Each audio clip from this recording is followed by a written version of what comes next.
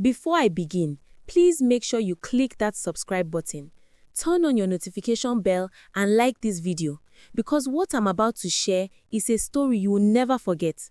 And trust me, you don't want to miss the next powerful story coming on this channel. My name is Ayomide, and this is the story of how betrayal almost destroyed me, but also how I discovered my strength, reclaimed my dignity, and rose above the ashes. It all began when I landed a better job. I was thrilled. Finally, something that would alleviate our financial struggles. However, that excitement quickly spiraled into chaos. My husband and I both left home very early every morning. That meant no one was properly caring for our children or keeping the house in order. By the time we returned that night, everything was a mess. Dishes piled in the sink, laundry spilling over, toys scattered, and the children restless. I was desperate. I needed help in the house. That was when fate, or so I thought, sent me Ifeoma. My security guard told me one evening that a young lady had stopped by, asking if I needed house help. He said she even left her phone number. I was hesitant, but after discussing it with my husband, we agreed to give her a try. She came the next day, dressed neatly, polite and respectful. She seemed perfect. She assured me she was only looking for day work, to clean, cook, help with the children and then go home. From the very first week, she impressed me. She was spotless with her cleaning, careful with the children, and spoke with such sweetness. I began to see her as more than a house help. She felt like a younger sister. But what I didn't know was that the same girl I welcomed with open arms had come into my home carrying betrayal like a dagger hidden behind a smile.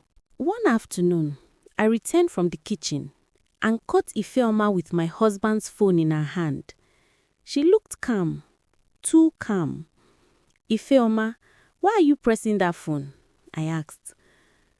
Madam, it was making noise. I just wanted to check before I give it to Oga."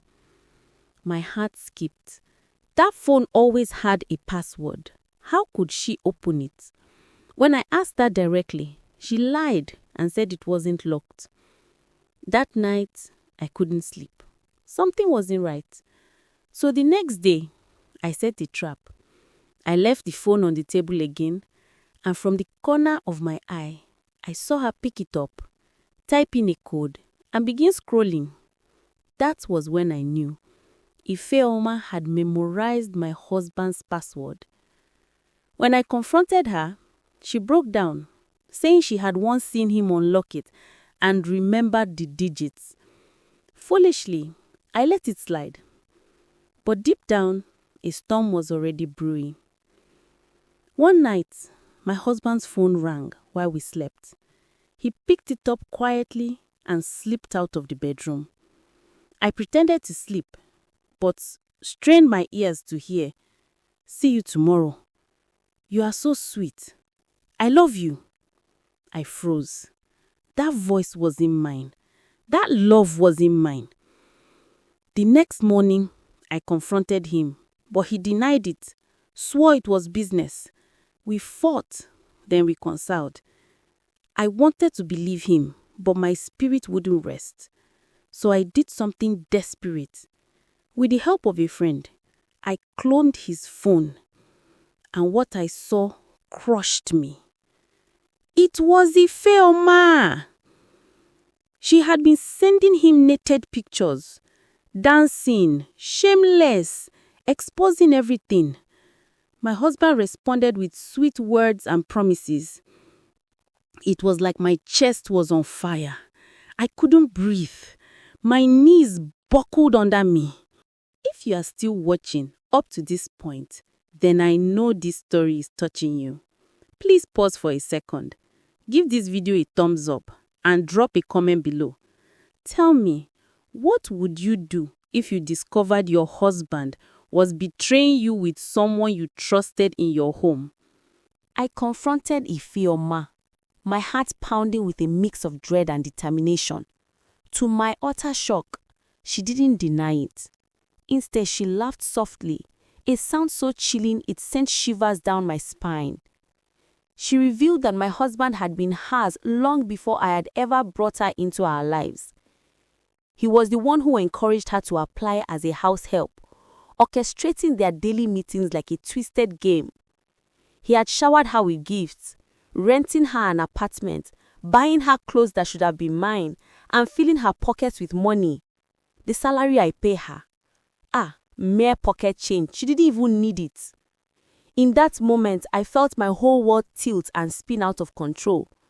But the dagger struck deeper when I turned to my husband for solace, only to find betrayal waiting there.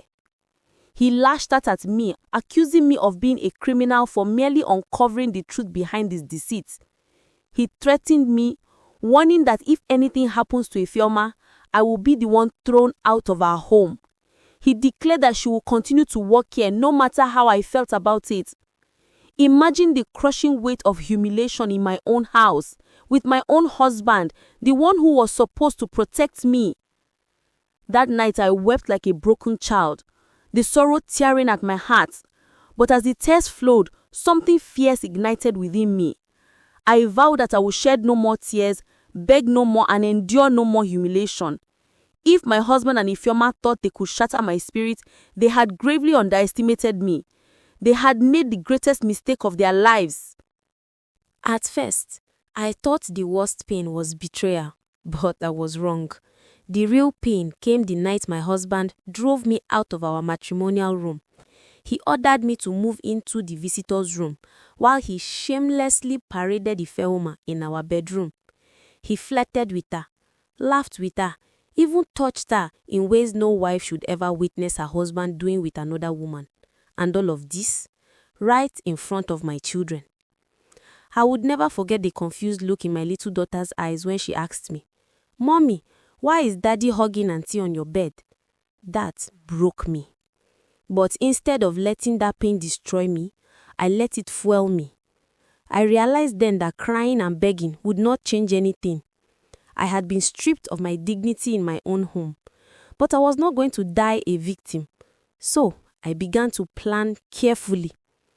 I went to a lawyer friend of mine, someone I trusted deeply. I poured out my heart and told her everything. She listened, her eyes fierce with anger, and when I was done, she said just 5 words. "Ayomide, I am with you." With her guidance, I gathered every legal document that tied me to my husband, including the original house papers. Because truth be told, that house was not just his. We had bought it together, but my money was the biggest share. Even the car he bragged about driving every day, I bought it for him through my sister's husband, who shipped cars from abroad. Everything he claimed as his was actually mine. I smiled bitterly. He thought he was smart. He was about to see through wisdom. With the help of my cousin, I quietly moved my children to Abuja. From there, I began the process of relocating us abroad. My elder sister, who lived in the United States, had already asked me to come over with the children. She promised to support us until we could stand on our own feet. For months, I played my role carefully. I acted indifferent in Lagos, pretending to be broken, while secretly preparing for my biggest move. And then it happened. Our visas were approved. Before I left, I resigned from my job. I sold the house. I sold the cars, even my own personal car. My lawyer handled all the paperwork discreetly, making sure every transaction was ironclad. On the eve of our departure, everything came crashing down on my husband. That morning, buyers arrived to take possession of the house and the cars. My husband was stunned, raging like a madman, but there was nothing he could do. My lawyer had tied every loose end. And just before I left for the airport, my husband received the divorce papers. It was a mighty blow. In one single day, he lost his house, his cars, his wife, and his children. By the time he could recover from the shock, my children and I were already on a flight to the United States. Starting over in America was not easy, but it was freeing. I no longer woke up to betrayal. I no longer lived in fear of humiliation. My children and I breathed fresh air, the air of freedom.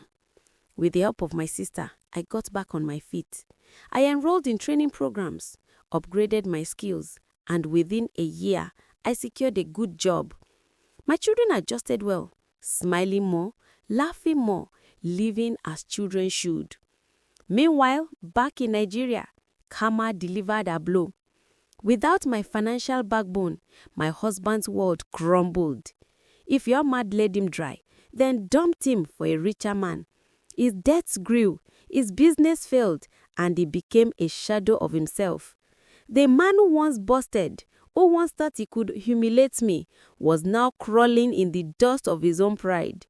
As for me, I rose from the ashes. I, Ayomide, the woman they thought they could destroy, rebuilt my life stronger than ever. My scars did not make me weak, they made me powerful. And every night, when I tuck my children into bed in our warm home in America, I whisper to myself, betrayal didn't break me, it made me. And that was how I turned my pain into power. My husband and Ifeoma thought they could humiliate me, but I walked away with my dignity, my children, and my future. Today, they are paying for their choices, while I am living free. If this story has inspired you, please don't leave without subscribing. Turn on your notification bell so you don't miss the next powerful story. Share this video with someone who needs the courage to walk away from betrayal. Remember, you are stronger than you think.